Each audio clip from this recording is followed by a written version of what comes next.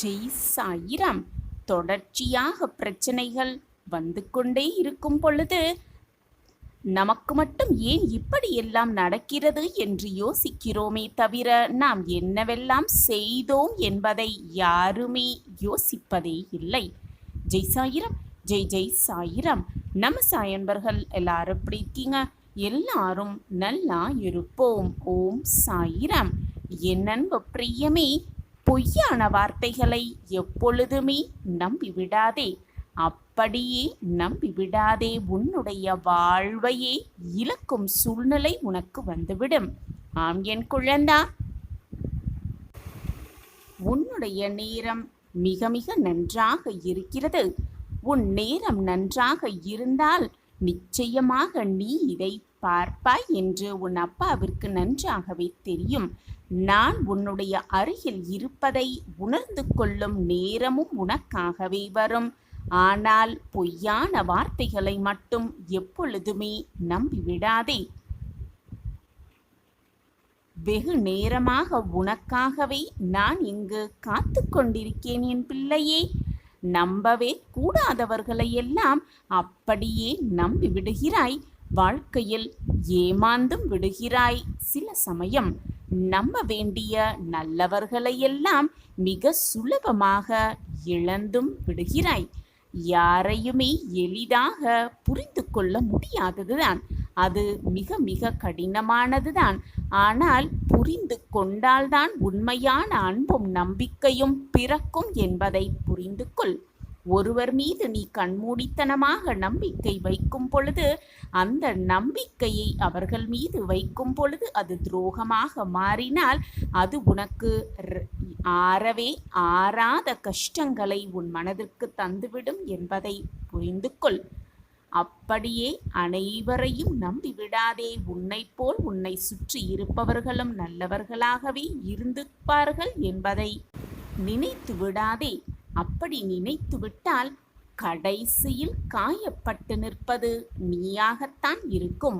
ஆம் குழந்தையே, நீயாகத்தான் இருக்கும்.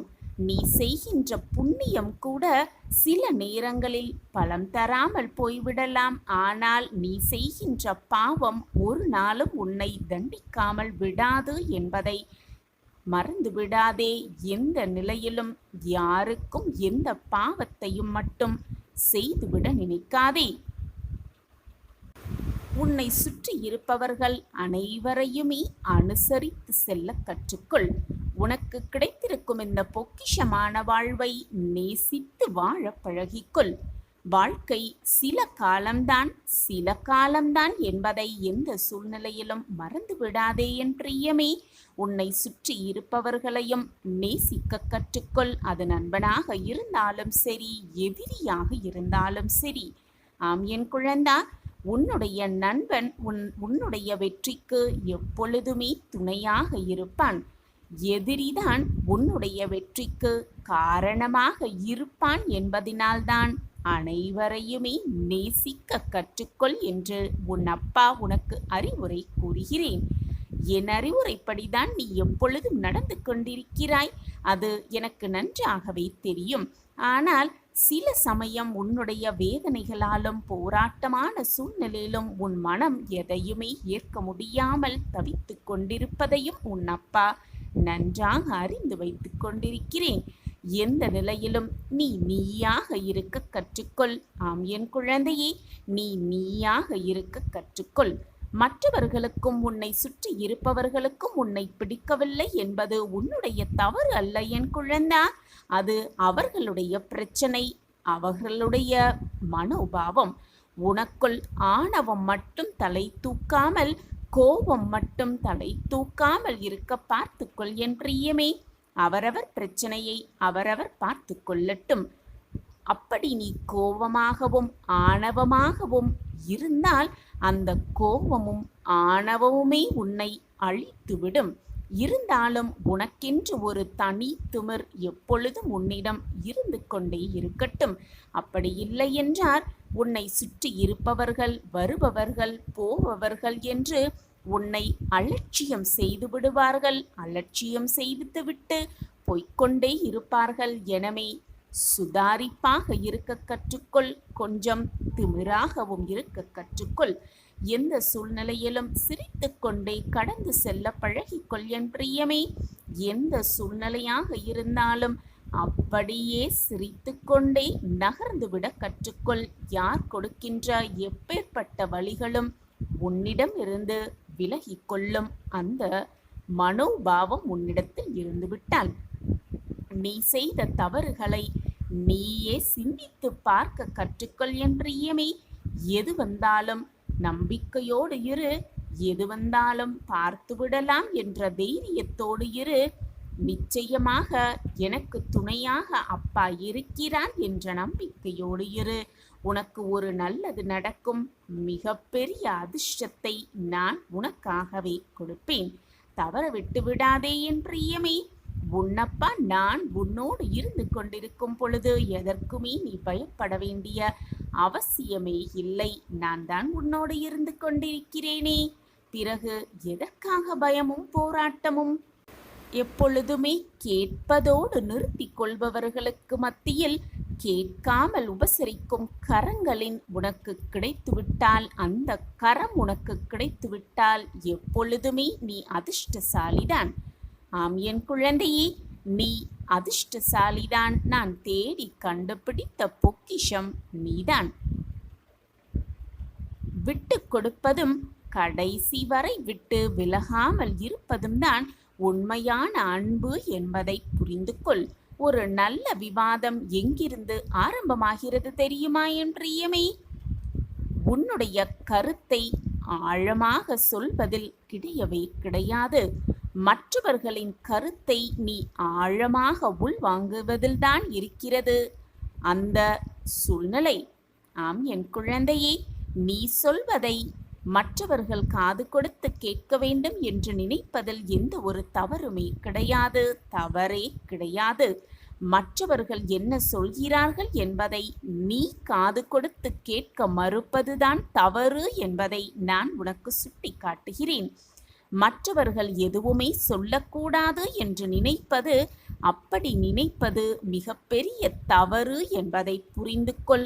அனைவரையும் நேசிக்க கற்றுக்கொள். ஆனால் சிலரை மட்டுமே நம்ப கற்றுக்கொள். ஒருவரை மட்டுமே பின்பற்ற கற்றுக்கொள்.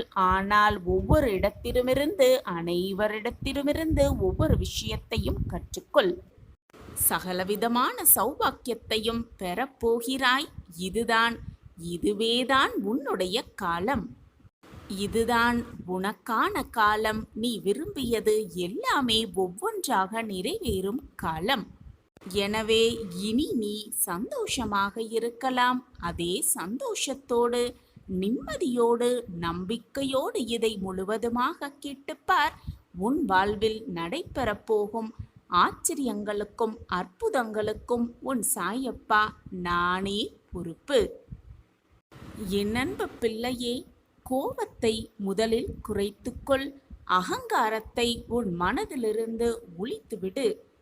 தான் என்ற அகங்காரம் ஒருவன் மனதில் வந்துவிட்டால் அவனை இந்த உலகத்தில் யாராலுமே காப்பாற்றவே முடியாது. வாழ்க்கையில் வெற்றி அடையும் அத்தனை சூழல்களையும் அவன் இழந்து விடுவான். அகங்காரத்தை முதலில் உன் மனதிலிருந்து தூர எறிந்துவிடு. நம்பிக்கையோடு போராடிக்கொண்டே இரு. என்னால் முடியும், என்னால் முடியும் என்று ஓடிக்கொண்டே இரு. என்னால் மட்டுமே முடியும் என்று எப்பொழுதும் எண்ணி விடாதே.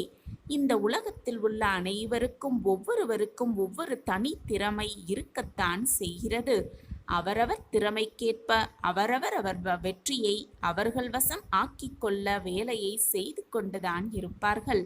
எனவே உன்னிடம் மட்டும்தான் திறமை இருக்கிறது.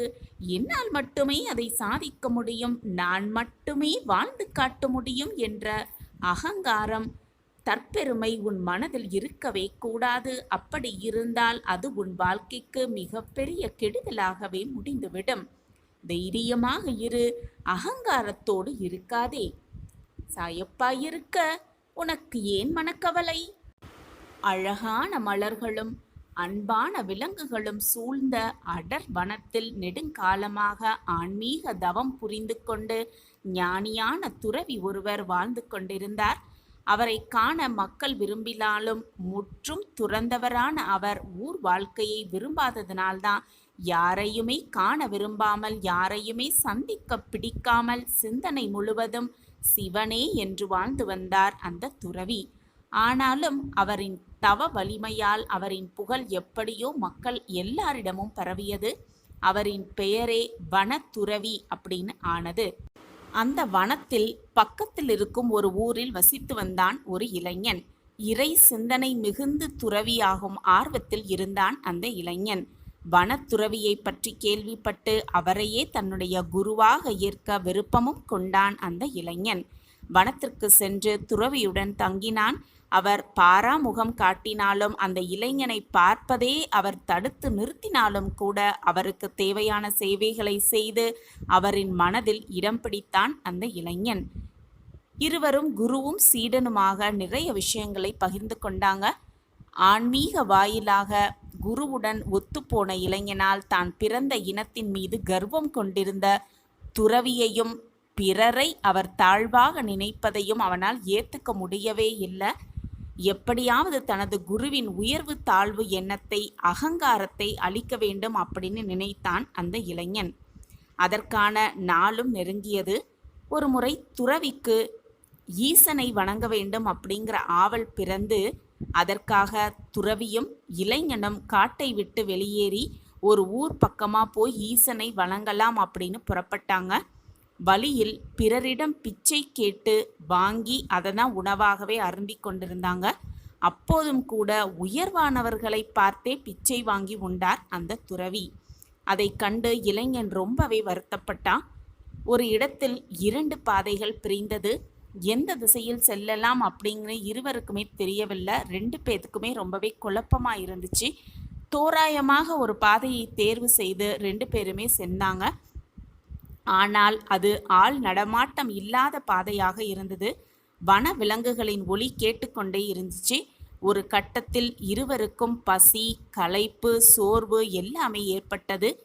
உணவருந்த ஏதாவது கிடைக்குமா அப்படின்னு 2 பேருமே ஏக்கத்தோடு அங்கும் இங்கும் பார்த்தாங்க. ரொம்பவே களைப்பு மிகுதியில் ஒரு மரத்தின் அடியில் ஒதுங்கி 2 பேருமே உட்கார்ந்தாங்க. அப்போ அங்கு விலங்குகளை வேட்டையாட வந்த ஒரு வேடன் இருவரையும் பார்த்து, இந்த அடர்ந்த காட்டில் எப்படி நீங்க சிக்கினீங்க அப்படின்னு கேட்டான் அந்த வேடன்.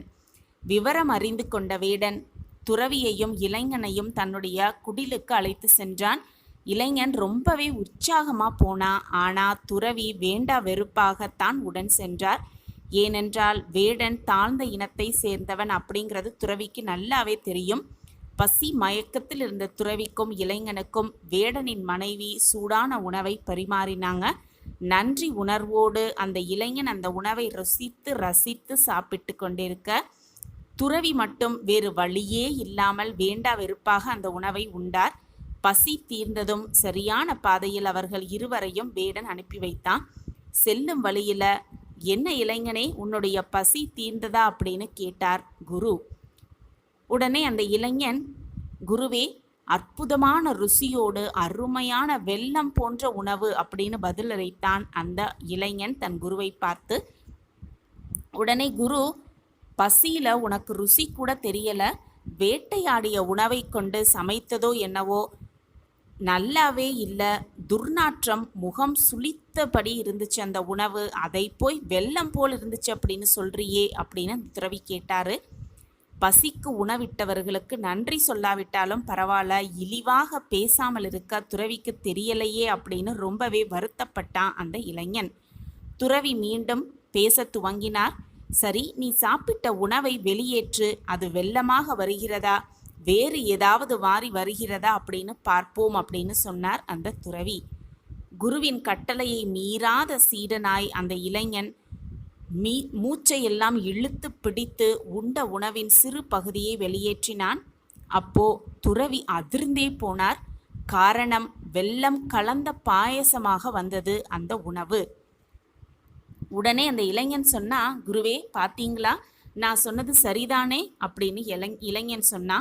இப்படி பேசிக்கிட்டே இருக்கும் பொழுது எதிர்பாராத விதமாக துறவியும் வாந்தி எடுத்தார். ஆனால் அவர் வாயிலிருந்து அவர் சொன்ன மாதிரியே துர்நாற்றத்தோடு உணவு வந்தது. அந்த இடத்தையே அசுத்தமாக்கியது அவர் எடுத்த வாந்தி. இதை பார்த்த இளைஞன், குருவே, உங்களோட மனசில் இருந்த அகங்காரமே இப்படி வெளியே வந்திருக்கிறது. வேடனை பசி தீர்க்க வந்த சக மனிதனாக நான் பார்த்தேன். ஆனா நீங்க இழிவான மனிதனாக பார்த்தீங்க. அதுதான் உங்களுக்கு உங்க மனசுல இருக்கிற மிகப்பெரிய குறை அப்படின்னு அந்த இளைஞன் குருவை பார்த்து சொன்னான். குரு அப்பொழுதுதான் தன்னுடைய தவறை உணர்ந்து வருந்தினார். அந்த நிமிடத்திலிருந்து எல்லாரையுமே சக மனிதர்களாக பார்க்க துவங்கினார் அந்த குரு. குருவுக்கே பாடம் சொல்லிக் கொடுத்தான் அந்த இளைஞன். யார் மனதிலும் அகங்காரத்திற்கு இடம் இருக்கவே கூடாது. அகங்காரத்திற்கு இடம் இருந்தால் வாழ்க்கையில் வெற்றியடைவதற்கான சாத்தியக்கூறுகள் மிக குறைவாகிவிடும். அகங்காரத்தை முதலில் நம் மனதிலிருந்து ஒழித்து எறிந்துவிட்டால் வெற்றியை நம் வசமாக்கிக் கொள்ளலாம். சாயப்பா இருக்க நமக்கு ஏன் மனக்கவலை? கீழே குனிந்து உன்னுடைய பாதை எப்படி இருக்கிறது, அந்த பாதையில் நீ எப்படி பயணம் செய்து கொண்டிருக்கிறாய் என்பதை கூட பார்த்திருக்க மாட்டாய். அந்த முட்கள் உனக்கு நல்லதுதான் செய்திருக்கிறது என்பதை நம்பிக்கையோடு நம்பு. அந்த முட்கள் உன் காலை பதம் பார்த்ததால்தான் நீ உன்னையையும் கவனிக்க ஆரம்பித்திருக்கிறாய், உன் வாழ்க்கை பாதையையும் கவனிக்க ஆரம்பித்திருக்கிறாய். முட்கள் குத்தினது சிறிய வழியாகத்தான் இருக்கும். ஆனால் நீ கவனித்து உன் வாழ்க்கையையும் உன் வழியையும் சென்றால்தானே வெற்றியை அடைய முடியும். குழந்தையே, எதை நினைத்தும் கவலைப்படாதே, வருத்தப்படாதே. உன் எண்ணங்களை தூய்மையாக வைத்துக்கொள். உன் சிந்தனைகளை நல்ல விதமாக வைத்துக்கொள். மற்றவர்களுக்கு நம்மால் முடிந்தளவு ஏதாவது ஒரு ரூபத்தில் உதவ வேண்டும் என்று தீர்க்கமான மனதோடு இருந்துக்கொள். மறந்தும் கூட மற்றவர்கள் மனதை காயப்படுத்தாமல் இருந்துகொள். இப்படி இருந்தாலே நீ என் அருகில் நிச்சயமாக வந்து விடுவாய். பின் உன் வாழ்வில் கவலைக்கு இடமே இருக்காது. அனைத்தும் சந்தோஷமாகத்தான் அமையும். கண்மணியே, நீ அனைத்து கஷ்டங்களையும் தாண்டி விட்டாய். இது உனக்கான கடைசி கட்டம். உனக்கான ஒரு இன்ப அதிர்ச்சி உன் வீடு தேடி வரவிருக்கிறது. நம்பிக்கையோடு இரு. உன் சாயப்பாவின் கரங்களை இறுக்கமாக பற்றிக்கொள். சாயப்பாவின் பாதத்தினல் சரணடைந்து விடு. உனக்கு வரவேண்டியதை நிச்சயமாக உன் கைகளில் கொண்டு வந்து சேர்க்கும் பொறுப்பை நான் ஏற்றுக்கொண்டிருக்கும் பொழுது எதை நினைத்தும் கவலைப்படாதே, வருத்தப்படாதே. இன்ப அதிர்ச்சி உனக்காகவே காத்திருக்கிறது. எப்பொழுதும் பொறுமையாக இரு. அதற்கு பரிசு நீ அனுபவித்த சோதனைகளை விட பல மடங்கு சிறப்பான ஒன்றை நான் உனக்கு கொடுத்தே தீருவேன். மனதிற்குள் நன்மை நினைத்தால், நல்லது நினைத்தால் நன்மையே நடக்கும். அதே போல மனதிற்குள் தீமை நினைத்தால் அதுதான் நடக்கும். நல்லதை மட்டுமே நினை என் கண்மணி. உனக்கு எல்லாமே நல்லதாகவே நடக்கும். நிரந்தர நன்மையாகவே இருக்கும். யார் ஒருவர் உன்னுடைய அழைப்பிற்காக காத்து கொண்டிருக்கிறார்களோ, யார் ஒருவர் நீ கண்ணீர் சிந்தினால் வேதனைப்படுகிறார்களோ, எல்லா விஷயத்தையும் உன்னிடம் பகிர்ந்து கொள்கிறார்களோ, அவர்களை எந்த ஒரு சூழ்நிலையிலும் இழந்து விடாதே, வெறுத்து விடாதே. அவர்கள் உன் வாழ்விற்கு கிடைத்த பொக்கிஷம் போன்றவர்கள். அவர்களை தவற விட்டு விடாதே. ஒரு உறவு உன்னிடம் வந்து மன்றாடுகிறது என்றால் அவர்களுக்கு போக இடம் இல்லை என்று ஆகிவிடாது. உன்னை இழக்க மனமில்லாமல் தான் உன்னிடம் மன்றாடி கொண்டிருக்கிறார்கள் என்பதை புரிந்து கொள். வீணாக அவர்கள் மனதை காயப்படுத்தாதே. விடை தேடிய பயணம்தான் வாழ்க்கை. சிலருக்கு மிக எளிதாக விடை கிடைத்துவிடும். மிக சிலருக்கோ விடை கிடைக்காமலேயே போய்விடும். மேலும் பலருக்கு வினாவே புரியாமல் போய்விடும். பொழுதுபோக்கே இல்லாமல் உழைப்பதும் தவறு. பொழுதுபோக்கே வாழ்க்கை என இருப்பதும் மிக மிக தவறு. எந்த முடிவை எடுக்க நேர்ந்தாலும், என்ன செய்ய நேர்ந்தாலும் எப்பொழுதும் உன் மனதும் மூளையும் என்ன சொல்கிறதோ அதன்படி செய்தாலே போதும். வாழ்க்கையில் வெற்றியை மிக சுலபமாக எட்டி பிடித்து விடலாம். மனது என்ன சொல்கிறதோ அதன்படி செய். உன் மனதிற்கு மட்டுமே பயப்படு. மற்றவர்கள், உன்னை சுற்றி இருப்பவர்கள் என்ன சொல்லுவார்களோ ஏது சொல்லுவார்களோ என்று நினைத்து நினைத்து உன்னுடைய வெற்றியை நீயே தடுத்து கொள்ளாதே. உன் மனதிற்கு மட்டும் பிடித்தால் போதும், உன் மனதிற்கு மட்டும் விருப்பம் இருந்தால் போதும், நீ அதை செய்யலாம். நிச்சயமாக வெற்றி உன்னை வந்து தேடியே வரும். ஒன்றை எதிர்பார்த்து வருவது அன்பு அல்ல குழந்தையே, அதை முதலில் நன்றாக உணர்ந்து கொள். எதுவுமே இல்லாத பொழுதும் நிராயுதபாணியாக நிற்கும் பொழுதும் வருவதுதான் அன்பு. அந்த அன்பு உனக்கு கிடைத்தால் அதை முகமலர்ச்சியோடு ஏற்றுக்கொள். அதுதான் உண்மையான அன்பும் கூட. கோபமோ துக்கமோ சந்தோஷமோ எந்த மனநிலையில் நீ இருந்தாலும் தவறான வார்த்தைகளை பேசிவிடாதே. மற்றவர்கள் மனது புண்படிப்படியும் பேசிவிடாதே. ஏனென்றால் சூழ்நிலைகள் எப்போது வேண்டுமானாலும் மாறலாம். ஆனால் பேசிய வார்த்தைகள் மாறவே மாறாது. இது உன் வாழ்வில் நடந்தாலும் கவலைப்படாதே. எந்த சூழ்நிலையில் நீ மாட்டிக்கொண்டிருந்தாலும் சரி, எந்த பிரச்சனை உன்னை நெருங்கிக் கொண்டிருந்தாலும் சரி, ஒன்றை மட்டும் தெளிவாக புரிந்து கொள் என் குழந்தையே. நான் உன்னுடன் இருக்கிறேன் என்ற உண்மையை புரிந்து கொள். நான் எப்பொழுதும் உன்னுடன் தான் இருப்பேன் என் தங்கமே. என்னுடைய ஆசிர்வாதமும் அன்பும் எப்பொழுதும் உனக்குத்தான். என் பிரியமான கண்மணிக்கு என்னுடைய ஆசிர்வாதத்தை கொடுக்காமல் நான் வேறு யாருக்கு கொடுக்கப் போகிறேன்? இதுதான் முடிவு என்று நினைத்திருந்த விஷயத்தில் தொடக்கத்தை நான் ஆரம்பித்து வைப்பேன். நாள் வரை கஷ்டத்தையும் சோகத்தையும் வேதனைகளை மட்டுமே அனுபவித்து வந்த குழந்தை, இதோடு எல்லாம் முடியப் போகிறது. உனக்கான இறுதி கட்டம் அது. காண ஒரு புது வழியை கோலாகலமாக திறந்து வைக்கப் போகிறேன் உன் சாயப்பா. இது நாள் வரை நீ பட்ட கஷ்டத்தை எல்லாம் நான் பார்த்து கொண்டுதான் இருந்தேன். நீ பட்ட துன்பம் எல்லாம் போதும், உன் மன வேதனை எல்லாம் போதும், உன் மன போராட்டம் எல்லாமே போதும். உன் அப்பா ஷீரடியிலிருந்து நல்ல செய்தியோடு உன் இல்லம் தேடி வந்திருக்கிறேன்.